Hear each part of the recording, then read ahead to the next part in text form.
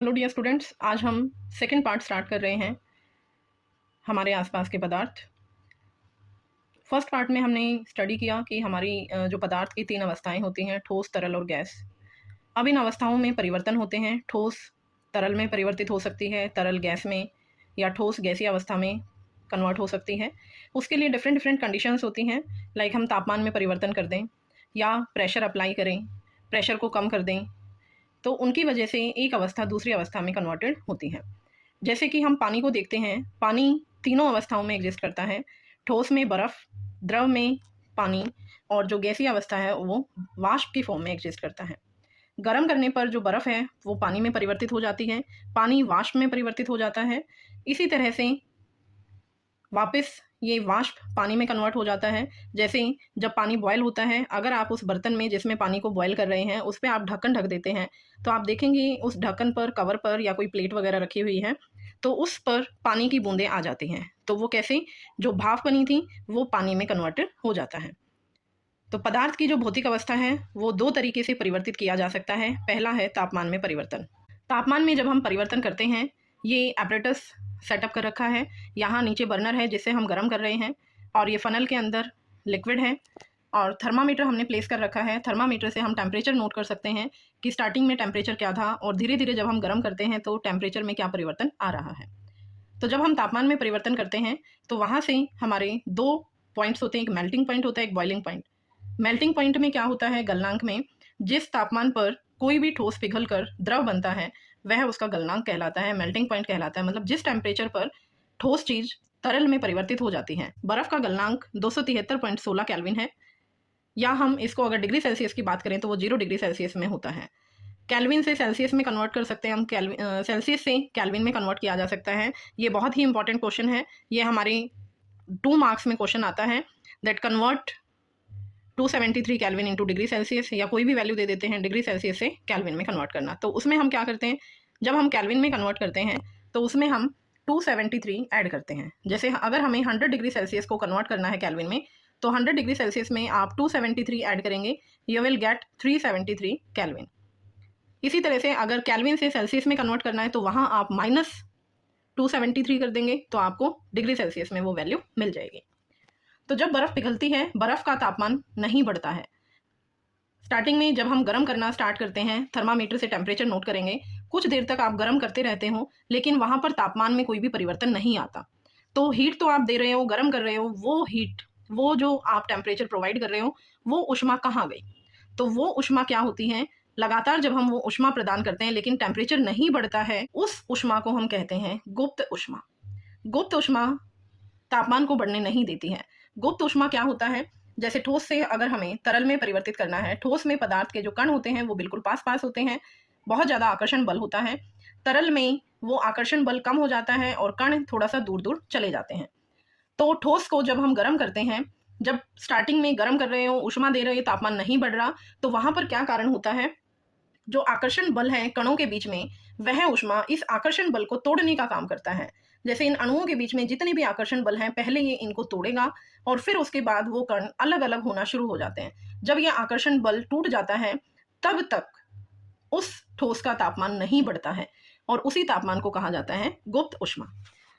तो संगलन की गुप्त ऊष्मा क्या है, वायुमंडलीय दाब पर 1 किलोग्राम ठोस को उसके गलनांक पर द्रव में बदलने के लिए जितनी ऊष्मीय ऊर्जा की आवश्यकता होती है, उस ऊर्जा को संगलन की गुप्त ऊष्मा कहा जाता है।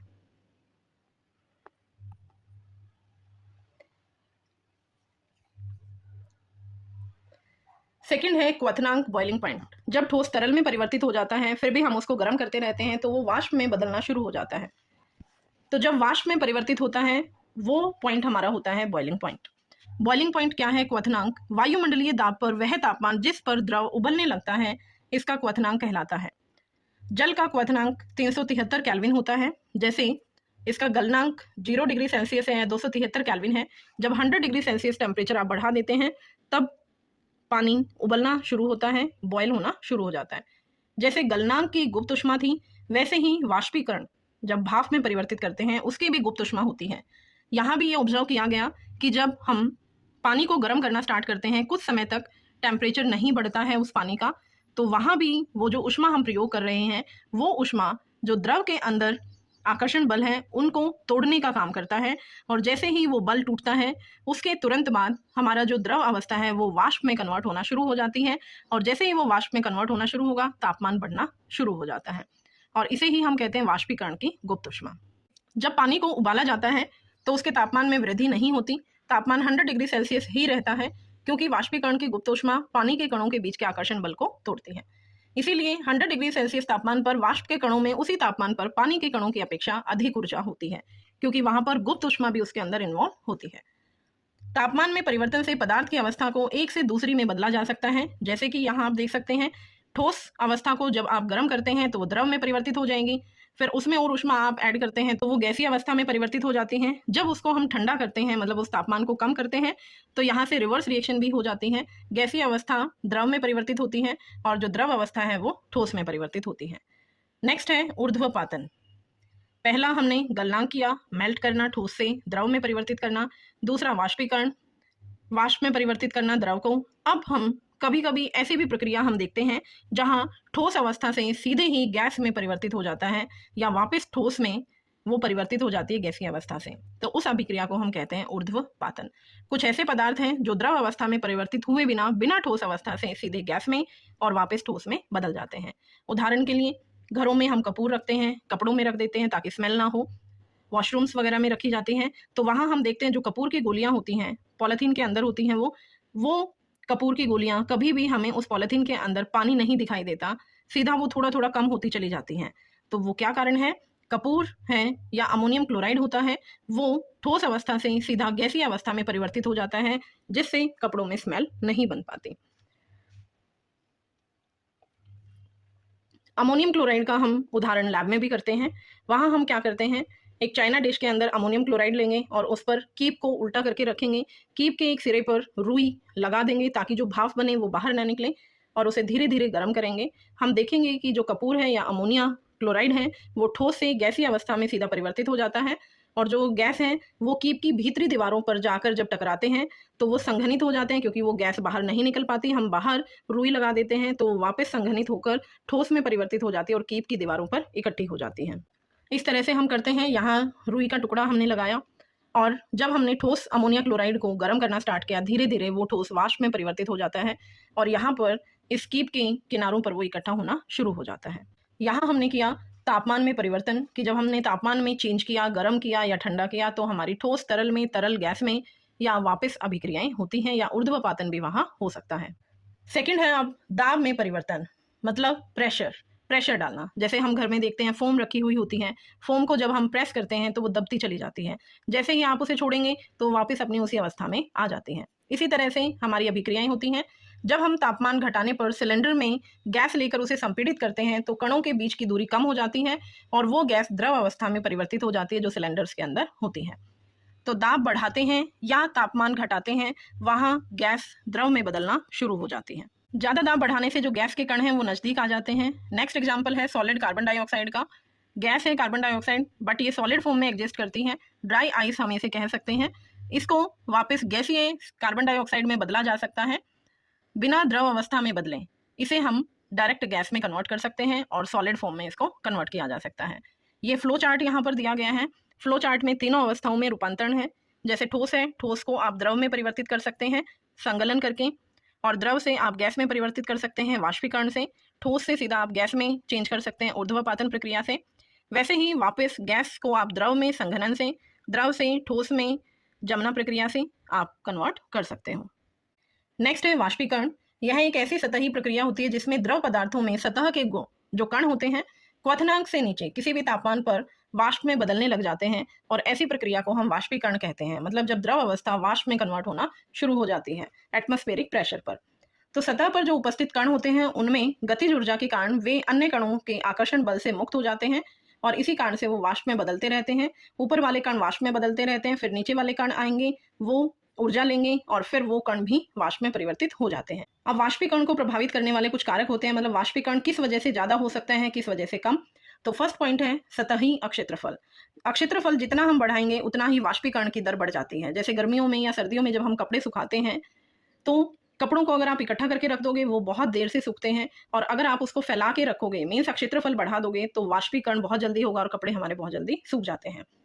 तापमान में वृद्धि, गर्मियों में कपड़े बहुत जल्दी सूख जाते हैं बजाय कि सर्दियों में, क्योंकि सर्दियों में तापमान कम होता है, गर्मी में ज़्यादा होता है। आर्द्रता, बारिश के मौसम में हम देखते हैं कि नमी सी बनी रहती है, और उस समय भी चाहे हवा भी चल रही है फिर भी हमारे कपड़े बहुत देर से सूखते हैं। क्यों? क्योंकि वातावरण में पहले से ही वाष्प उपस्थित होते हैं, बारिश की वजह से कपड़ों से जो वाष्पीकरण की दर घट जाती है। अगर आर्द्रता कम है वातावरण में तो वाष्पीकरण की दर बढ़ जाएगी। वायु की गति, ज़्यादा हवा चलती है, ज़्यादा स्पीड से हवा चल रही है, गति ज़्यादा है, तो वाष्पीकरण की दर बढ़ जाती है, मतलब बहुत जल्दी वाष्प बन जाते हैं। और वाष्पीकरण से शीतलता होती है। जैसा कि हम देखते हैं, अगर हमें गर्मियों में, आजकल गर्मियों का मौसम है, तो गर्मियों में हमें पसीना आता है, स्वेटिंग होती है। जब आप फ़ैन के नीचे बैठते हो तो आपको बहुत कूलिंग महसूस होती है। क्यों? क्योंकि जो हमारे शरीर पर स्वेटिंग आई हुई है, पसीना आया हुआ है, वो हमारे शरीर की जो ऊर्जा होती है उसको अवशोषित करके वाष्प में परिवर्तित हो जाता है, और उस ऊर्जा के निकलने की वजह से हमें कूलिंग महसूस होती है। तो वाष्पीकरण प्रक्रिया के दौरान जो लुप्त हुई ऊर्जा, जो ऊर्जा निकल जाती है वाष्प के साथ, वो प्राप्त करने के लिए द्रव के कण अपने आस-पास के वातावरण से ऊर्जा को अवशोषित करते हैं, और इस अवशोषण के कारण जो वातावरण है वो शीतल हो जाता है। जैसे हम देखते हैं कि अगर हमें ज़्यादा गर्मी महसूस होती है तो हम चारों तरफ पानी का छिड़काव कर देते हैं। तो वहाँ पर जो गर्मी होती है, जो धरती के अंदर गर्मी है, वो पानी उस गर्मी को अवशोषित कर लेता है और वाष्प में परिवर्तित हो जाता है। इसीलिए हमें वहाँ कूलिंग महसूस होती है। उदाहरण के लिए हम एसीटोन देखते हैं जो नेल पेंट रिमूवर में होता है। जब हम नेल पेंट को उतारते हैं तो हमें वहाँ बहुत ठंडा-ठंडा सा महसूस होता है, क्योंकि वहाँ एसीटोन होता है, और एसीटोन हाथ से ऊष्मा लेकर वाष्प में परिवर्तित हो जाता है, जिसकी वजह से वो हमें शीतल महसूस होता है। ये 3 क्वेश्चन काफ़ी इंपॉर्टेंट हैं कि जैसे एसीटोन लगाते हैं तो हमें ठंडा क्यों लगता है? गर्मियों में हमें सूती कपड़े क्यों पहनने चाहिए? और जब हम मैदान में पानी छिड़कते हैं तो वहाँ हमें ठंडक क्यों महसूस होती है? तो ये सब क्या है? वाष्पीकरण की वजह से। गर्मी में हम सूती कपड़े पहनते हैं तो वहाँ क्या होता है? क्योंकि हमें गर्मियों में पसीना बहुत अधिक आता है, तो सूती कपड़े पानी के अच्छे अवशोषक होते हैं, पानी को अवशोषित कर लेते हैं, और पसीना अवशोषित होकर वायुमंडल में आसानी से वाष्पीकृत हो जाता है, वाष्प बन जाते हैं। और क्योंकि वाष्पीकरण से शीतलता होती है तो इसीलिए जब हम गर्मी के कपड़े पहनते हैं तो उस समय हमें आराम महसूस होता है, ठंडक महसूस होता है, क्योंकि कपड़ों ने हमारी ऊर्जा को अवशोषित कर लिया है, पसीने को अवशोषित कर लिया है, और वो ऊर्जा वाष्पीकरण की फॉर्म में बाहर निकल जाती है। मैदानों में पानी छिड़कते हैं तो यह पानी है जो मैदानों से ऊर्जा प्राप्त करके वाष्प में बदल जाता है और उस जगह को ठंडा कर देता है। तो ये था हमारा आज का चैप्टर। आई होप आपको ये समझ आया होगा। Thank you. Bye bye.